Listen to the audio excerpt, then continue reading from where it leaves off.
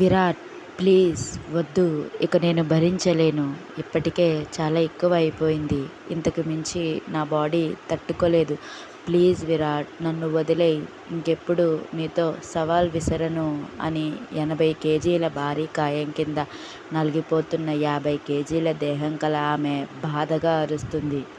No baby, ఈ విరాట్ దేనికైనా ఒప్పుకుంటాడేమో గానీ నా రొమాన్స్లో అండ్ నా లస్ట్లో ఛాలెంజ్ విసిరితే అసలు ఒప్పుకునేదే లేదు. ఐ లవ్ రొమాన్స్ బేబీ అంటాడు అతను. ప్లీజ్ విరాట్, నిజంగా తప్పైపోయింది.